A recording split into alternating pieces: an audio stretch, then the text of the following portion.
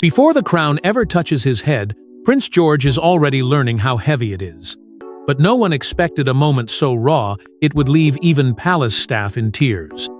At just 11 years old, Prince George stands at the quiet intersection of childhood and destiny, caught between the innocence of youth and the looming responsibility of a kingdom he did not choose. Born into a world of watchful eyes, George has never known anonymity. From the first moment he was presented to the world in his mother's arms, cameras have followed him, chronicling his every move not for who he is, but for who he's expected to become. But now, as he enters the turbulent threshold of adolescence, those expectations are no longer distant, they're closing in fast. And with them comes a silence that speaks louder than any royal decree. George has begun to notice what others don't. He sees the way William's jaw tightens when Camilla walks into the room, or how Catherine's smile subtly fades after family dinners that run a little too long. He recognizes how quickly conversations shift when he enters, how his parents exchange quiet glances that seem to say more than any words could. There's an undercurrent pulsing through the palace halls, a tension no one names, yet one that George feels in his chest like a drumbeat he can't escape. These aren't the warm dynamics of a loving family. These are rehearsed lines, careful steps in a dance, choreographed not by love, but by obligation and power. He is not just a son, he is a future monarch. And though the crown itself has not yet touched his head, its invisible weight has already begun to press down upon him. George has come to understand that composure is currency within palace walls. Crying, stumbling, expressing confusion, none of that fits the mold of a future king. And so, he keeps his face neutral, his words measured, his emotions buried beneath layers of forced maturity. He knows when to speak and, more importantly, when to stay silent. But that silence costs him. Every moment he hides his fear, his uncertainty, or his sadness, another piece of his boyhood disappears. To the world, he is a poised young heir. But inside, he is unraveling. He watches over Charlotte and Louis with the intensity of a guardian, not a brother. He studies his parents, mimicking their grace and their restraint, not because he wants to, but because he believes he must, because that is what the future demands of him. A crown not yet worn, but already owed. It is a kind of inheritance that steals more than it gives. And George, perceptive beyond his years, is beginning to feel the weight of that theft. And when the family heads to Balmoral for what was meant to be a peaceful retreat, Prince George's quiet observations begin to unravel into something far more painful. Balmoral was supposed to be a sanctuary, but George could feel it. This was no family reunion. This was a ticking clock. When the car pulled through the iron gates of Balmoral, a flicker of relief crossed Prince George's face. This was where memories of muddy boots and tree forts lived. It was the one place that ever felt slightly removed from the rigid structure of royal life. Here, he'd once laughed without hesitation, run without worrying how it looked, and slept without the fear of tomorrow's expectations. But this time, something was different. He couldn't name it, but it was there in the tightness of his father's jaw, in the stiffness of Camilla's embrace, in the way Catherine's eyes darted toward her children, shielding them even with a glance. Balmoral hadn't changed. The people had. At first, George tried to ignore it. He told himself he was imagining things. He unpacked his bag, pulled out his favorite book, and promised Louis they'd build another fort by the stream. He followed Charlotte down to the gardens, smiled at staff, and tried to hold on to the illusion that this visit could be normal. But the moment greetings ended, the cracks began to show. He saw them in the way Camilla's laughter stopped short when Catherine entered a room, how her voice, airy and sweet in public, turned clipped and distant in private. She addressed Catherine as if she were a guest, not the Princess of Wales. Her tone, always polite, lacked warmth, and her attention was selective, especially when it came to George and his siblings. It was Charlotte who noticed it first. She approached Camilla's grandchildren with open curiosity, hoping to make new friends. But the smiles she received were shallow, the games they played exclusive. George watched as Louis tried to tag along, only to be left behind. And when Charlotte returned to his side with slumped shoulders and silence, he didn't need her to explain. He had seen it all.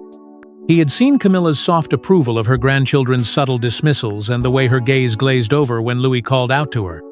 George, only 11, began to understand what favoritism looked like, not in words, but in absence. He became alert, hyper-aware, like a soldier waiting for the next move. At every gathering, he positioned himself near Charlotte and Louis, always ready to intervene.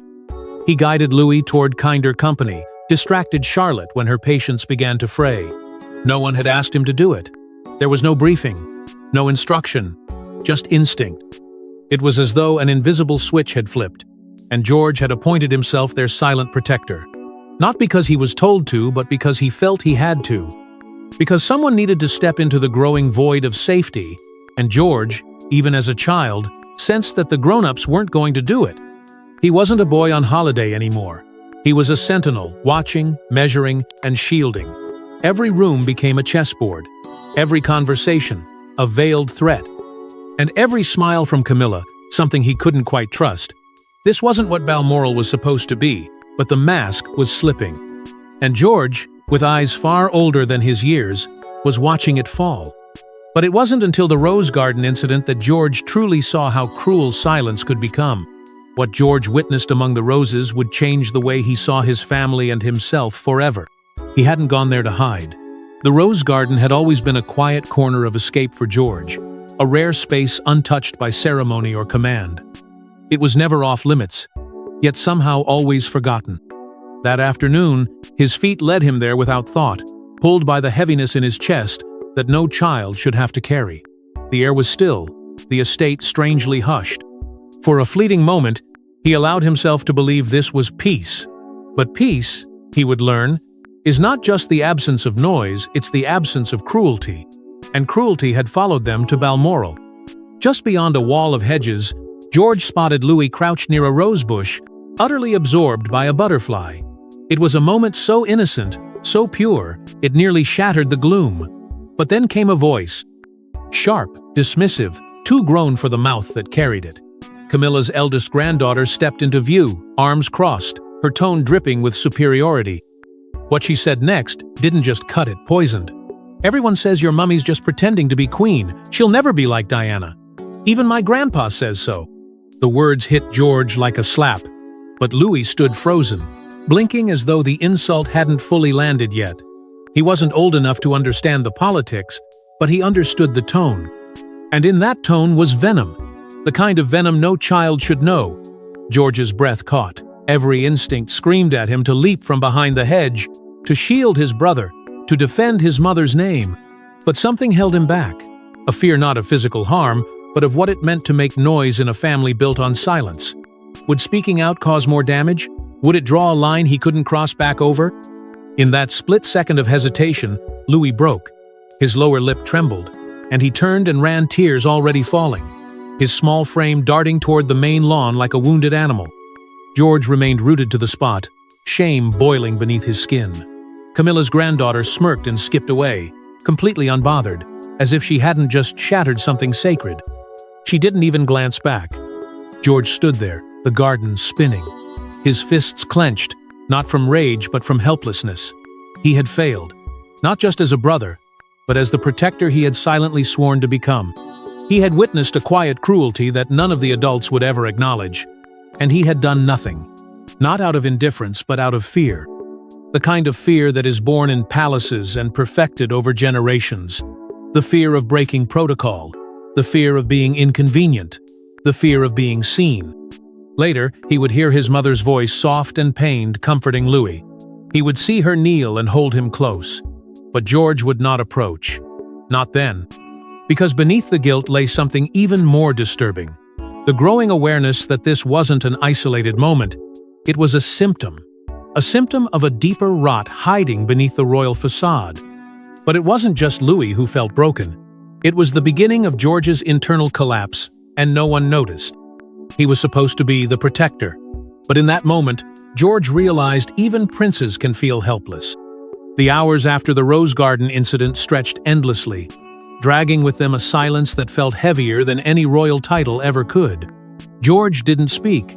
He couldn't. His mind was spinning, looping through everything he had just seen and everything he had failed to do. The shame sat thick in his throat.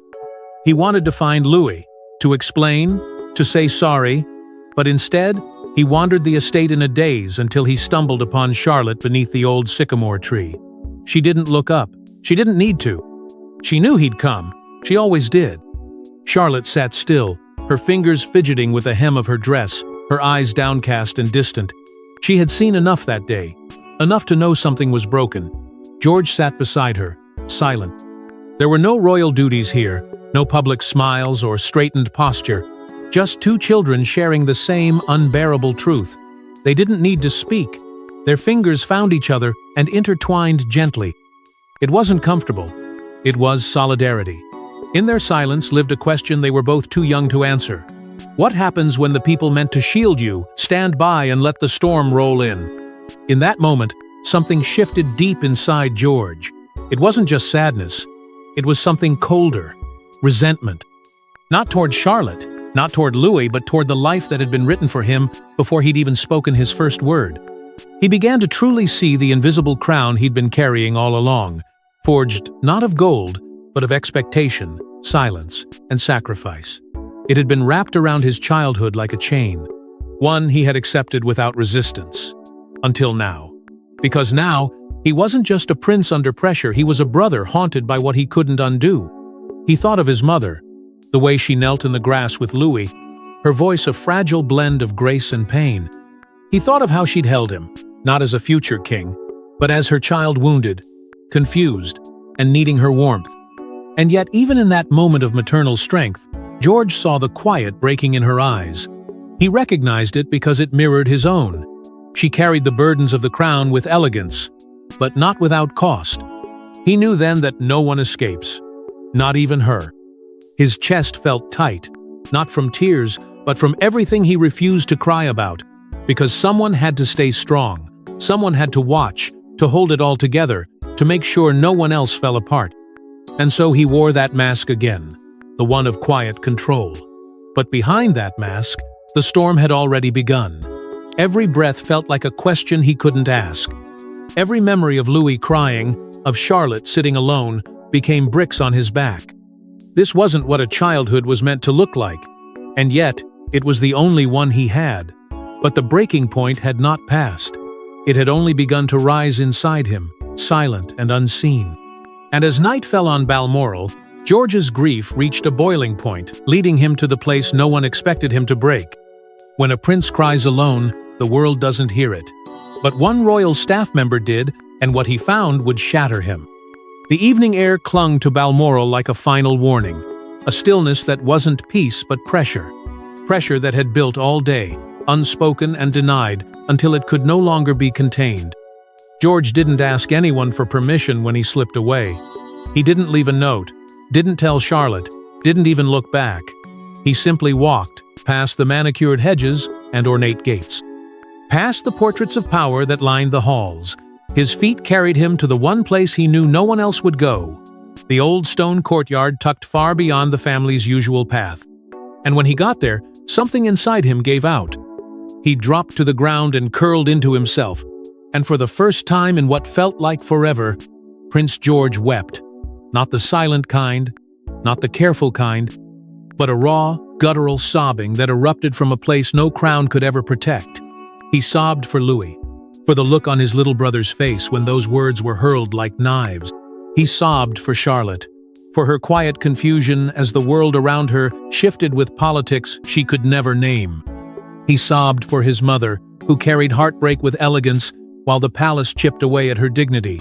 But most of all, George sobbed for himself, because at that moment, stripped of titles and protocol, he wasn't a prince. He was a child locked inside a golden cage. A cage where feelings are inconvenient and vulnerability is punished by silence. For so long, he had tried to be what everyone needed: a quiet strength, a steady brother, a watchful son, a future king.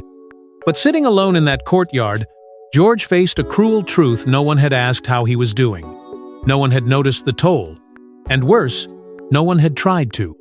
He thought of Diana, a woman spoken about in reverent tones behind closed doors. A ghost whose shadow lingered in every corridor. He had seen the clips, heard the stories, kindness, the heartbreak, the cries for help that were met with formality. And now, he finally understood. He could feel it in his chest, the same suffocation, the same ache of being surrounded by people and yet completely alone. He felt like he had failed everyone. That somehow, because he hadn't spoken up, because he hadn't stopped it, he was to blame. The weight of it all became unbearable. And so he cried. Into his knees, into the cold, until his shoulders ached and his throat burned, until there was nothing left but silence and the echo of his own grief bouncing off the stone walls. This wasn't what being royal was supposed to feel like. But this was the truth they never told. This was the truth hidden beneath the robes and rituals. And in that courtyard, George wasn't thinking about the throne or the future. He was just a boy lost, exhausted, and unraveling in a place no one would ever think to look. And then, just as the silence threatened to consume him, someone stepped into the shadows with words that would change everything. He wasn't a royal. He wasn't family. But he said the one thing that none of them ever did. You don't have to carry this alone. The courtyard was still. The kind of stillness that creeps under your skin, where every breath feels too loud, every thought too raw. George sat there alone, his small frame swallowed by the stone that surrounded him, his sobs now softened into broken silence. He didn't hear the quiet footsteps, didn't notice the figure pause at the entrance. But someone had seen what no one else did. Not the future king, not the Windsor heir, but a boy who was falling apart. Thomas, a senior footman who had served the royal household for decades, had wandered off his routine path for no particular reason, or so it seemed. Perhaps instinct guided him. Perhaps compassion did. But when his eyes landed on George, crumpled in grief, he knew this was a moment not meant to be ignored. He didn't announce himself, didn't rush forward. He simply stepped close enough for George to hear him and said, with the calm of someone who had watched many things fall and be rebuilt again, "Your Highness, may I sit with you?" George didn't move, but the absence of resistance was enough. Thomas slowly settled beside him on the cold ground, his hands resting quietly on his knees, offering no solutions, just presence. For a long time, neither of them said a word. It was the silence of understanding, the kind that transcends class, title, or tradition. Finally, Thomas spoke. His voice was low, unhurried. "You've been carrying a lot, haven't you?" George gave a tiny nod, too drained to pretend anymore. "I've seen it," Thomas continued. "Not just today. For a long time now. You've been holding everything in." George wiped at his eyes with his sleeve, the weight of those words hitting harder than any royal decree. Because finally someone saw him. Not the image, not the role. Him. "I don't know how to fix it," George whispered. "I try, but I can't stop it. I'm supposed to be strong, but I feel small." And there it was, the truth he hadn't even admitted to himself. That strength wasn't enough to shield his siblings. That love wasn't enough to protect his mother. That silence hadn't saved anyone. It had only left him alone. Thomas leaned forward, his voice barely louder than the wind. "Bravery isn't about never breaking. It's about caring enough to feel it all. You think feeling makes you weak? It doesn't. It makes you human. And you, prince or not, are still a boy. A boy with a heart far bigger than most men I've known." George's lips quivered again, not from sorrow this time, but from something else of relief. Relief that someone had finally spoken the words he'd been silently begging to hear. They sat there a little longer, two worlds colliding in quiet solidarity. And in that moment, a new kind of bond formed. Not one forged by duty or status, but by truth. For the first time, George felt like more than a symbol. He felt seen. And it was Thomas, a man without a title, who gave him that gift. But what Thomas said next would cut deeper than any title, and awaken the courage George didn't know he had. Sometimes the most heartbreaking truths are the ones children carry, until someone finally dares to name them. The silence between George and Thomas wasn't empty. It was thick with emotion, heavy with everything that had gone unsaid for far too long. George sat with his knees drawn up, his body still, but his heart pounding, waiting, bracing for whatever came next. He had no reason to expect honesty from anyone in the palace. Most adults only offered platitudes. But Thomas, grounded by years of service and quiet observation, chose to break the code everyone else seemed too afraid to challenge. His voice was low, steady, and devastating in its simplicity. "This place," he began, "is beautiful, but it doesn't always protect its own. Sometimes it expects more than a child should give, and sometimes it notices too little, far too late." George turned toward him, eyes wide, not with fear, but with astonishment. No one had ever said it out loud before. Maybe the palace, with all its splendor and structure, had cracks not just in its stone, but in its soul. Thomas didn't pause. You think something's wrong with you because you feel things too deeply. But what if that's not the problem? What if the problem is a world that trains you to stay quiet about your pain while pretending everything's perfect? The words hit like a wave. George's lips parted, as if to reply, but no sound came out. He didn't need to say his silence was his own confession. Thomas went on, more gently now. I've watched how they move around you. I've seen the way Camilla's side pretends your mother isn't standing in the same room. The smiles that don't reach the eyes.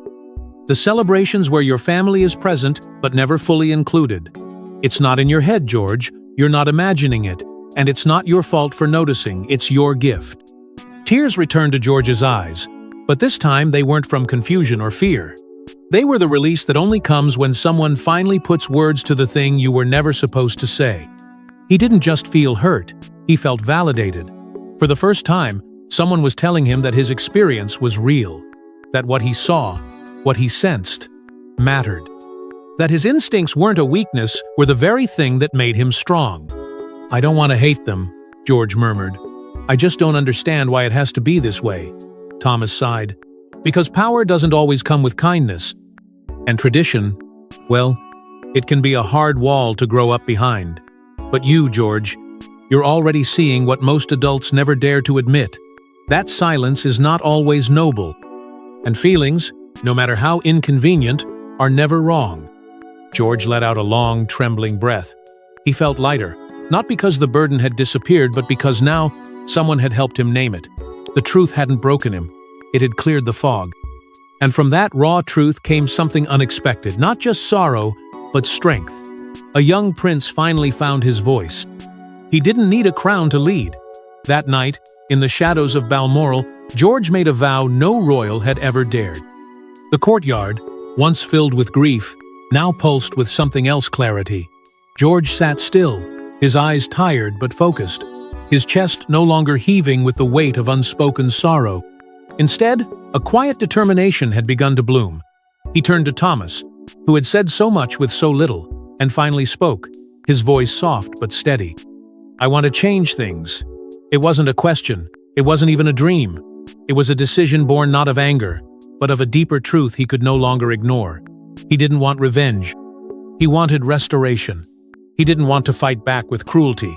He wanted to lead with conviction. Thomas looked at him, surprised by the sudden strength behind such young eyes. George continued, I'm going to tell my father. Everything. Not to blame anyone, not to stir trouble. But because if I don't, this will just happen again, and again, and no one will ever say it aloud. There was no hesitation in his words. No fear in the promise. Only the truth. Pure, powerful truth. The kind that shakes foundations not with noise but with undeniable presence. I have to protect Charlotte. And Louis. I can't let them feel alone like this again. For the first time, George didn't see himself as an heir bound by protocol. He saw himself as a shield. Not one polished by tradition, but forged by love. He wasn't waiting for the crown anymore. He was stepping into the role no one had given him but one he now claimed by choice. The protector. The voice. The pulse of a new kind of leadership that wasn't about image, it was about impact. He saw clearly now that silence had never been the royal family's strength. It had been its curse, and he would not inherit that curse without a fight. Thomas, with a kind of pride in his eyes that couldn't be faked, reached over and gently placed a hand on George's shoulder. That's how kings are made, he said. Not in coronations, not in ceremonies, but in moments like this, quiet, raw, and real. George didn't respond with words. He didn't need to. The pact was sealed, not just between a boy and a footman, but between truth and the future. In that dark, forgotten courtyard, something sacred had been born. A child's pain had turned into purpose. He stood up slowly, not with the heaviness of before, but with a sense of readiness. The air still stung, the scars still ached, but the fog had lifted. He knew what he had to do, and he would carry this moment with him not as a burden, but as a compass. No longer just the prince who cried in secret, he was now the brother who would speak, the son who would confront, the leader who would not repeat the sins of silence. And as the sun rose over Balmoral, the boy who cried alone prepared to take a stand that would shake the palace from within. No one expected it, not from a child. But Prince George walked into the royal drawing room and said what no adult dared. The morning sun cast long shadows through the palace corridors. But it wasn't the light that changed the air that day. It was the silence that followed George's footsteps. He entered the drawing room with calm resolve, not hesitation.